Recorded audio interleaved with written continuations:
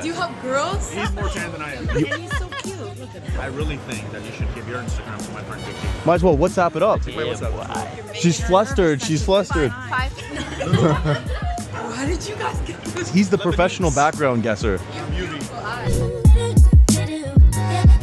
A good wingman is someone who can pick up on like little hints and cues of where the conversations are going. Are you gonna go out and become successful, or are you just gonna have excuses for the rest of your life? Whatever, like, you can't have a partner who's like jealous that you got like the hot girl. You have to like take one for the team sometimes. There's someone that will take down the fridge that's guarding the snacks, you know? Every charismatic person is confident, but not every confident person is charismatic. You guys on a train or something and she's gone and you had that moment where you could have, but you don't, and you're like, that regret kills me like a lot. You just have to create those opportunities for yourself. You can't be waiting around tapping your watch hoping that, you know, a girl is just gonna fall into your lap.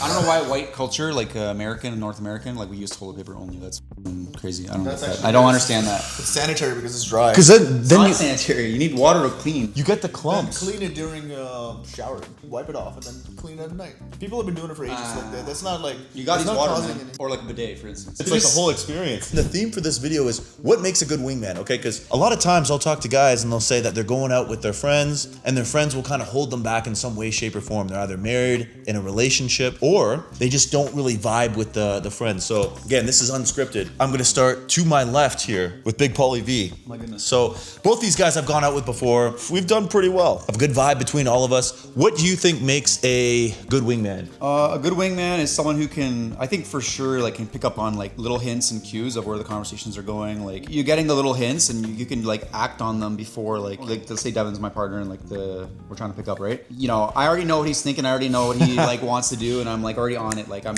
you know, you just know, like, you know, you can pick up on those like kind of cues. Like, is she interested or is she like a blander? Like, you know, you just know, and like, oh yeah, I can tell if you're uncomfortable and you don't want to be there. And like, oh yeah, hey, let's get out of here, you know, or like my mom's gotta pick us up or something. Yeah. Whatever. You're in you're in sync with each other. Yeah. Oh, the Uber's here. We gotta go. Like whatever. Yeah, we gotta head out of Dodge. We gotta go Yeah. talk to Roy. We gotta go call Roy. Someone who's not selfish or jealous. Like, you know, like you can't have a partner who's like jealous that you got like the hot girl. You have to like take one for the team sometimes and like help your teammate out. Like if it helps him get his dick wet, then like that's what you gotta do, right? Like sometimes. Yeah. I mean, sometimes you gotta jump on the grenades. You know, you gotta be there for your buddy. That's a sign of a good friend right there. Someone that will take down the fridge that's guarding the snacks. You know.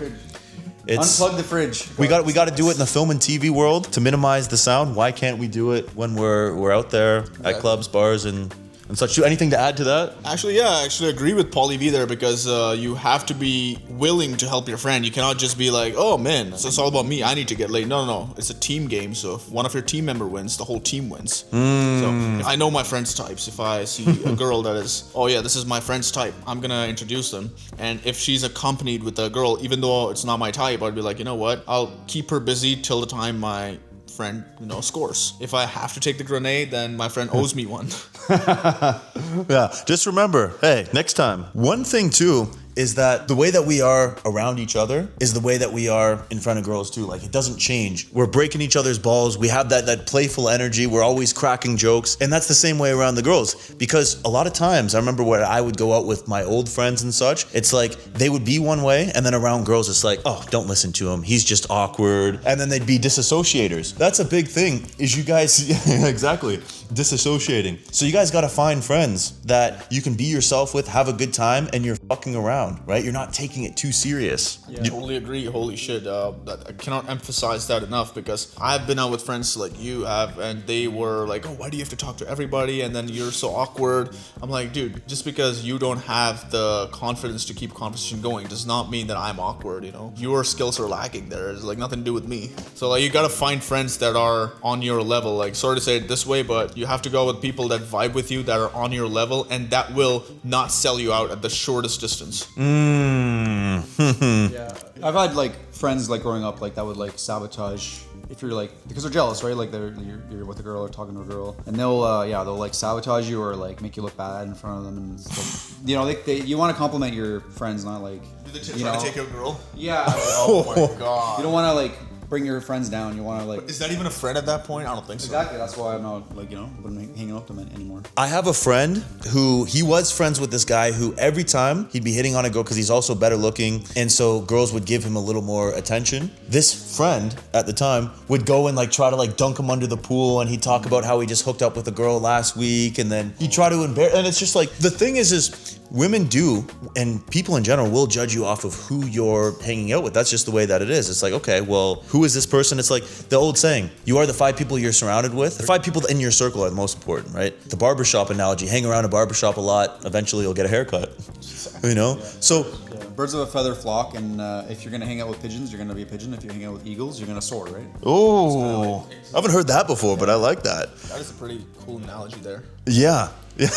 Could you imagine if we're out and then I got a little jealous and I was like, actually, this guy, he actually hooks up with a lot of girls on the side. Don't listen to him. He's actually really awkward. And Did you drop that girl off this morning? Like in front of the, like, you don't want to be one of those guys who does that. Like, pull off your friend's spot. Like, that's like. I have hung out with guys like that before. Like, believe me or not, but Jesus, that was, and I'm pretty sure you guys have too. It's just crazy. The thing is, the scarcity mindset in these guys' head is just insane, because imagine you think this way. I'm in such a scarce mode here that if I don't steal a girl off of my friend's plate, I will not get laid. That's a toxic mindset, and you don't want that. well, we were talking about this the other day, and the sad reality is that the majority of guys are in such lack. It's the equivalent of if you were out in the desert for 4 days straight without food, and then you go to a buffet, right? What do you think's gonna happen? You're gonna run around that place like trying to eat anything. But a lot of these guys, unfortunately, they haven't been laid in a while. They haven't been going on dates regularly. So it's like any chance they get at a girl giving them attention, they're gonna go for it. Whether it's their friend's boyfriend, unfortunately, right? They'll slip in the DMs, or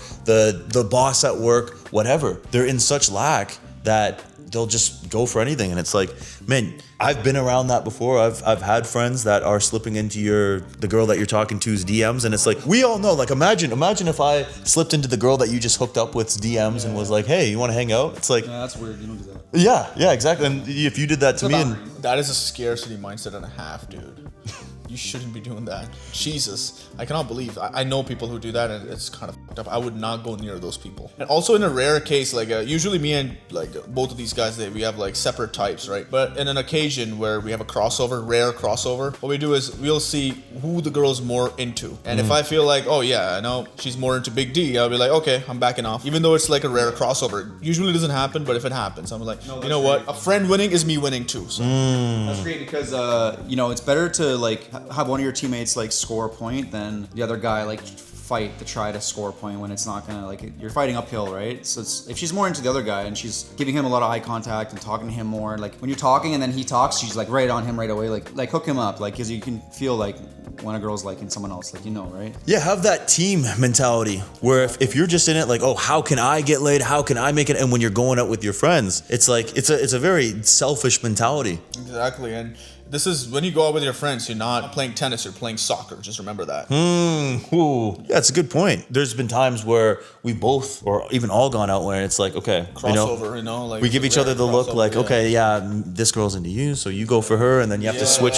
We messaged. I remember one time with Devin, I messaged him and told him like, dude, we should change spots, because this girl, the other girl they were both from Norway, but one was Devin's type and one was my type. So we switched spots and it worked out. Like we both got laid. So it was crazy, dude. It's the inner game that you play. You gotta be able to communicate with your friend, and the friend, if they are like in good sync with you, that's gonna work out in your favor immensely. So for the guys that are watching this that are like, hey, like I go out with my friends and they don't really talk to girls, and I feel like I'm the one kind of leading, and I go up and talk to them, they don't really know what they're doing. How would you recommend, or what would you say to guys to find better friends, to find a better social circle? Where's a good place to start? The thing is, I would say if you're active on social media, you could find guys that are on your level. What I would say is, like, if you are a social person, you are going to find, just be social. You'll find people that are on your level, and then once you click, you click. And the thing is, now that I have found people who are like always outgoing and social, and also have different types, like I don't even want to go out with people that are going to sabotage me. That's a good way to look at it. Yeah. Because you want to go out with someone that is on the similar wavelength as you. And I'd made the mistake before of going out with guys that were in relationships, and then I feel kind of bad bad about expanding outside of them, going and talking to other people, and then they'd kind of make backhanded insults or whatever. They'd be like, oh, well, you can't just stay with us. Oh, you have to go and talk to everybody. Oh, like, why do you have to do that? And then it's almost guilt tripping. And then next thing you know, it's like you're shrinking yourself, right? It's like, okay, well, I don't want to go and talk to anyone because I'm going to get an earful from them. Shrinkage, exactly, like I have right now. And after the cold plunge. Why would you want to shrink yourself to fit in the frame of a person that doesn't give a shit about you? Like,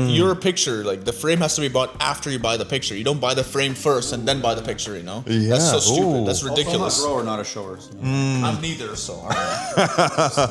Just Constant shrinkage. Yeah, exactly. But hey, I lay it out on the table. I tell the girls what they're getting in for. Or I tell them, it's like, hey, there's not much to work with right here. You know, I have a big heart. Unfortunately, I wasn't blessed in that department. Even though your government name is Big D. But I didn't live up to it though, because that's what my parents named me. But yet, hey, I do what I can to try to live up to it, but... Yeah, considering our height, like, especially you and me, like, they think that, oh, these guys are probably blessed, but they couldn't be more wrong.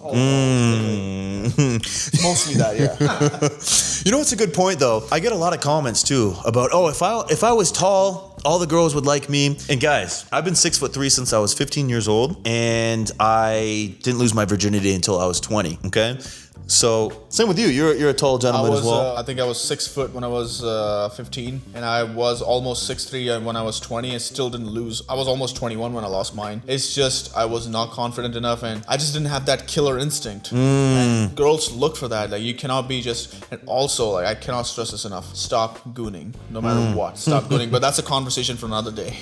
Yeah, that's a whole nother topic right there. I was like a 3 times a dayer at one point. I remember in high school it was like breakfast, lunch, and dinner. The second I discovered prawn, it was game over. Actually, yeah, I bought True Lies from a garage sale when I was 14 years old on VHS. I think I've told you guys this, but then I bring it home. I'm so excited to watch this Arnold Schwarzenegger movie. My mom's sitting on the couch reading a newspaper. I pop it in. There's a guy with no teeth getting his dick sucked.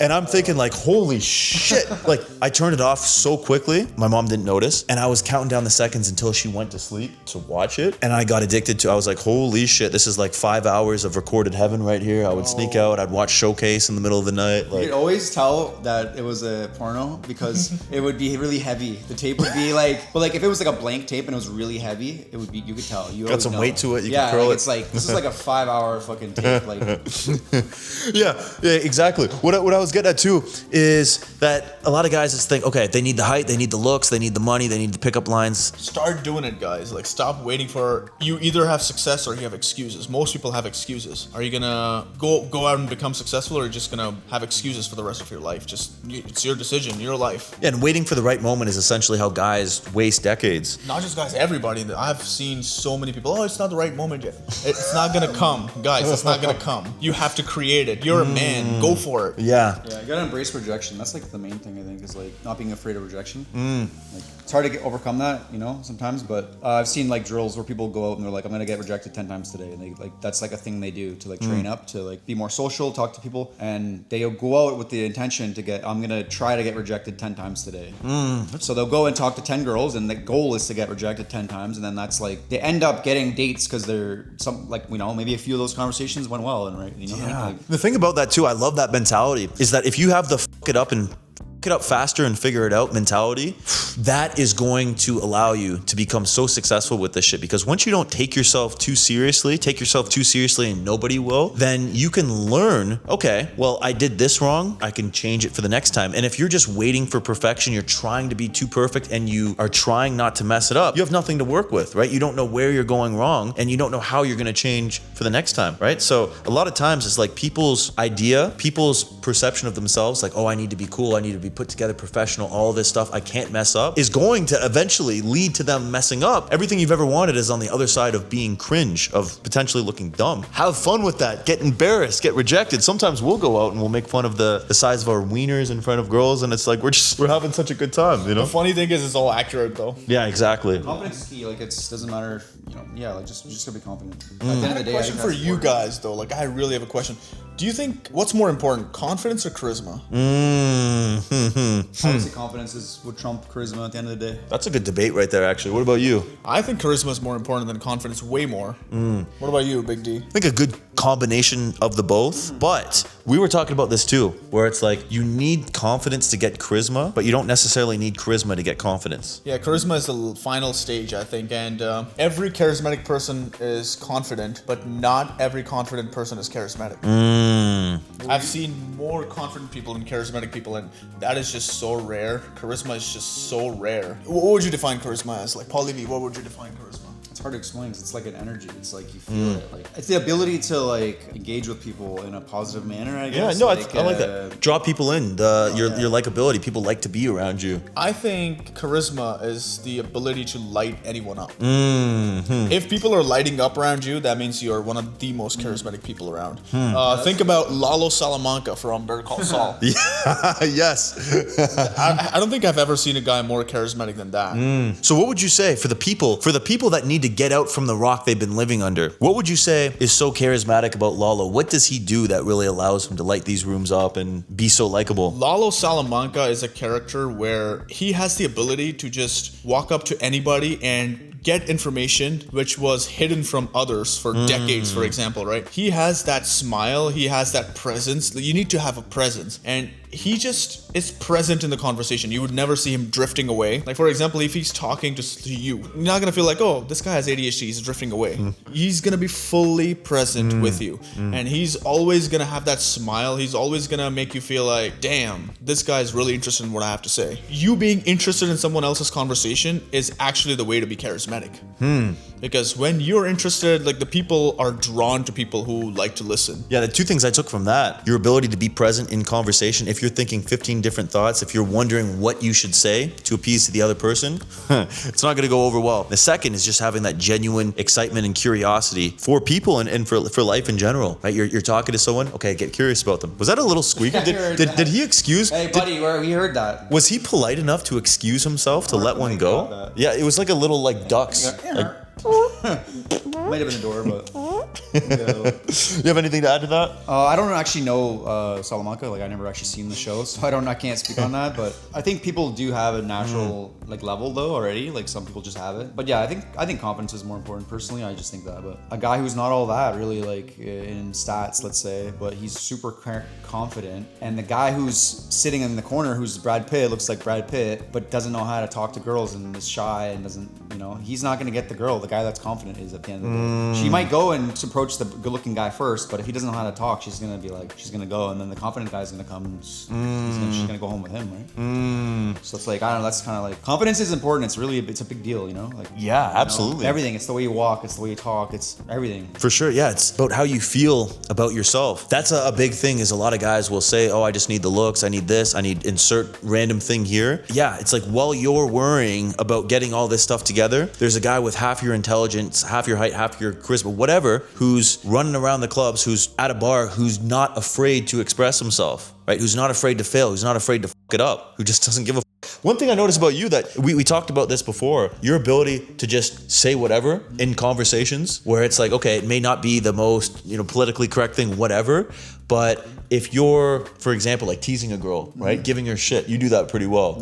You're not afraid to do that. I think like bullying, like light bullying is like a fun way to like flirt with a girl. I don't know, it just works for me. Like I've seen that. I've seen you do it. Rip on them a little, make fun of them a little bit. You do it back and forth, but like, yeah, it's fun. Like, I don't know. Yeah. I think that works. The thing, like polarity is a lot of things that guys miss is they play it way too safe. They are so concerned with saying something that could be potentially offensive or stating their intent and just saying like, hey, I think you're cute, whatever, at some point in the conversation. Oh, I like your vibe, your energy, you have a great smile. They don't want to get rejected, so they will do anything to not get rejected. In the end, they end up getting rejected anyways, right? Because they end up getting friend zoned, or the girl just doesn't feel that vibe. So what would be your advice for some guys out there who really have trouble being polarizing and really just loosening up? And just to add one real quick thing, because a lot of guys that I talk to, they're able to do this when they're out with their friends, they're a couple drinks deep, they're busting each other's balls. But what would you tell the guy who doesn't really have a lot of experience doing this with women in particular?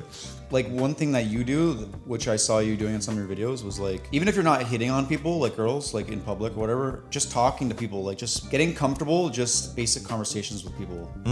You know, like how you'll be walking by somebody and you'll be like, oh, that's a fine looking gentleman or a fine dressed gentleman or something like that. Or like, that's a fine mustache or like whatever. It's all about like, if you're comfortable, then you're going to be more open and you're going to like engage people more and I think you're going to be more confident. If you're not comfortable, like, you know, it's about comfort, I think, right? Like being in a comfortable mindset. Am I making sense? I don't know. But No, absolutely. Yeah. Yeah, drilling the social reps is so important, those cold approach reps. Because guys, it's like you can talk to cashiers, you can talk to baristas, there's kind of that built-in reason and context there, but where you really get the skill, where you really develop that skill is going up to people cold on the street, creating context, right, when there really isn't any. And you do it all the time. We all do it like off camera. It's just part of who we are, and it makes, I mean, bigger picture, makes life more fulfilling when you're just spreading those positive vibes, that good energy, and you're just f***ing around with people. We like to troll people, and we're just having fun the whole time. And the thing is yeah, it helps you get better with women, that skill to be able to create connections and conversations out of thin air, like a magician pulling a rabbit out of a hat. It's like there's been so much work behind the scenes. Like I've been doing this since I was in college, and a lot of people don't see what goes into this, the ability to be able to show up and be present in that moment. And you're really social as well too. Like you're out talking to people all the time. Sometimes I can be like, you know, a little bit introverted sometimes, but most of the time, yeah, I'm pretty like, when I want to, I can, you know? Yeah, and that's the thing too, is every time you leave your house, the way that I see it, and a lot of guys don't understand this, is that it's like, boom, okay, it's on. First approach, the old lady across the street or the mailman, whatever. It's like you're getting out of your head, you're talking to people, and you're making that a habit so that you're not walking around thinking about your struggles, your problems, you this, you that. It's okay,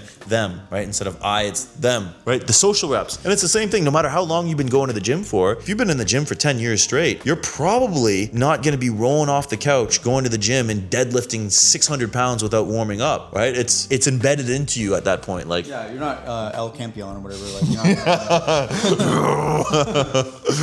throwing around weight. But yeah, it's like very few guys can do that. You have to get out of your head, and you know, a lot of us are introverts, but at the same time, it's like, okay, ask yourself what's going to happen if you keep being that way. Get out there, get out of the house, get out of your head.